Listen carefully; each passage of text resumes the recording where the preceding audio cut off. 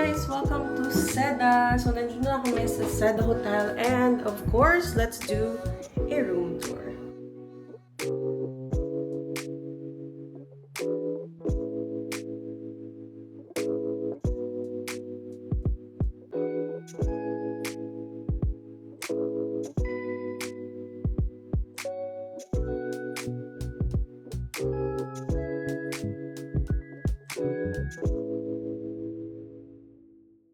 Good morning guys! So this is the next day. Kagabi nakita nyo na nagpa-schedule kami for spa and hindi ko na na-end yung vlog kagabi. So for me lang guys yung spa sa hotel and resort, especially sa mga 5-star hotel, is nasa pricier side. Yung avail namin is top to toe for couple. So dalawa na kayo, it's originally 8,600 ba yun? Wait lang. It's 8,600 and meron kaming discount na 1,600 pesos each individual. So, maglaless siya ng 1,600. So, 8,600 minus 1,600 is 7,000. So, 7,000 yung kabuang binayaran namin for the spa kagabi. For me guys, kasi meron naman tayong na-try ng mga spa before, it was just okay lang naman for me and medyo nasa pricier side siya. Yun lang, for me mas may maganda pang spa or massage siguro ng mga places. Gustuhan ko yung facial actually kasi after nun parang naging tight yung skin ko.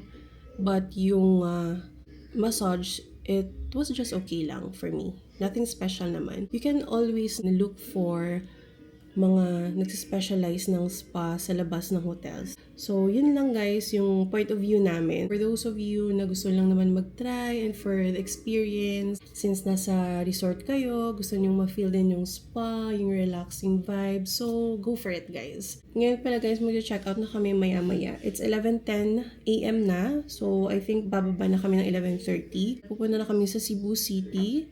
I think sa Seda Hotel naman kami mag-stay. Isa din yun sa magandang location ng hotel dito sa Cebu. It's because malapit siya talaga sa Ayala Center Cebu. Nagligo lang si Charles and mag-get ready lang ako. Hindi pa ako naka-makeup. Ayan. And we will see you later sa Seda Hotel.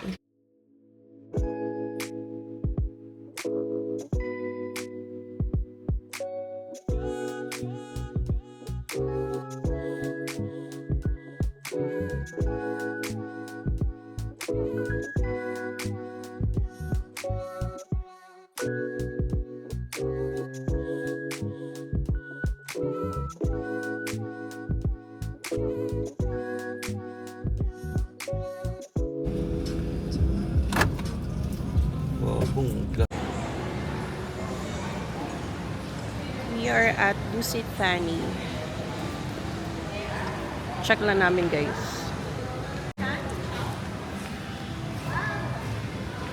Wow!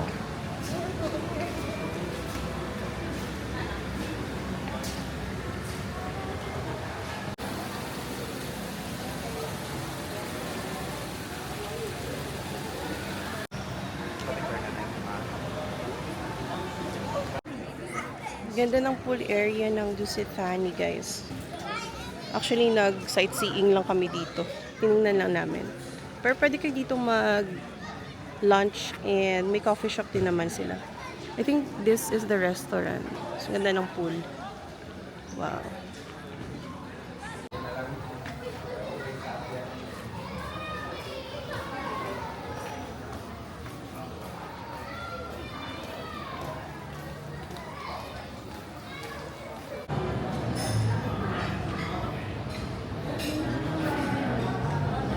May mga ano man sila ganito. Surf and turf. Damo naman ganito. Ito tayo.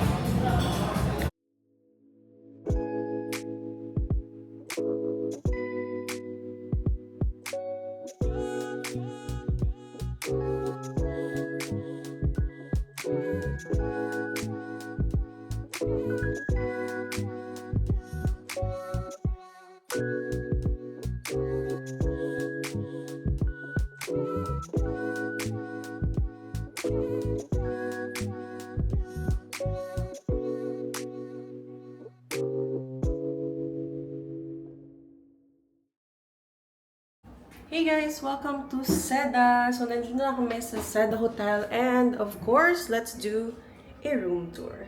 Okay, so another hotel room tour. When you go over here guys, nandito yung key card tsaka yung mga switch. Tapos, dito yung kanilang bathroom. Yung shower area is ganyan siya. So, here's the sink. Naka-separate dito guys yung mga toiletries. Nandito yung hair wash and all. Tapos, yan. May mga maliliit na towels. Eto lang guys yung kaibahan ng Mövenpick and yung Seda. Kasi dito meron siyang bidet which we all like. Kasi syempre naman, mga towels. Yan, nandyan yung toilet bowl. So, meron din tayo dyang hair dryer. Ayan. Tapos dito naman sa labas guys, meron silang mini closet din na open. Merong free na slippers. And ito yung mga hanger. Okay. And yung bed is same din dun sa Mövenpick which is king size bed. Yan. Meron din dalawang bedside table and dalawang lamp. Yan. Dito merong TV. Medyo mas malaki yung TV nito compare sa Mövenpick actually. Then, dito, yung, meron ba silang mini bar or mini fridge? Ayan, meron pala. Here. Sa ilalim ng TV. Oh, may free water sila. Tapos, dito, merong vanity mirror. Pwede ka din ditong magtrabaho. Kasi meron din silang table dyan. Dito may table also, coffee table. And my couch. Yan. Ito yung view namin guys. Overlooking siya sa mga buildings dito sa labas. Ayan. Alright. So, overview again ng aming room. Oo. Malaki din siya guys.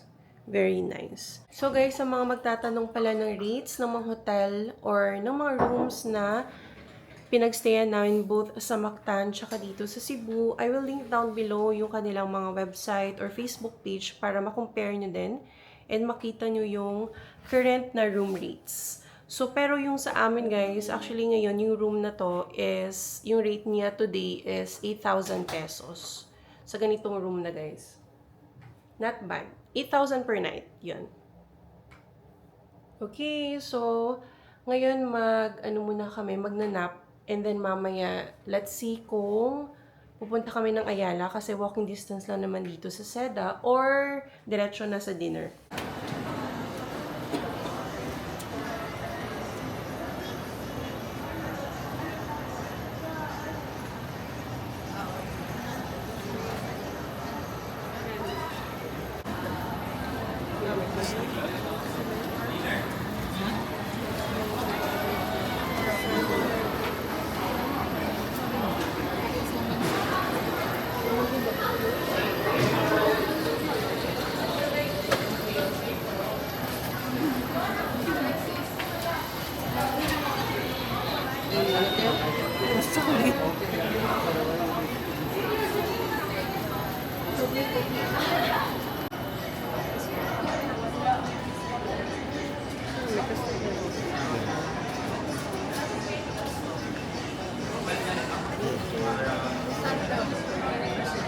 No, si yan.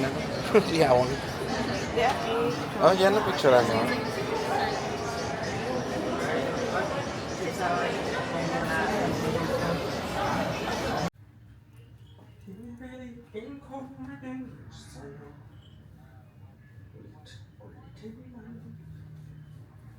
Good morning guys! It's our last day here in Cebu and nakapag-impake na kami dahil alis na kami in 10 minutes. So, thank you so much guys for watching our vlogs and see you again on our next travel vlogs. Bye!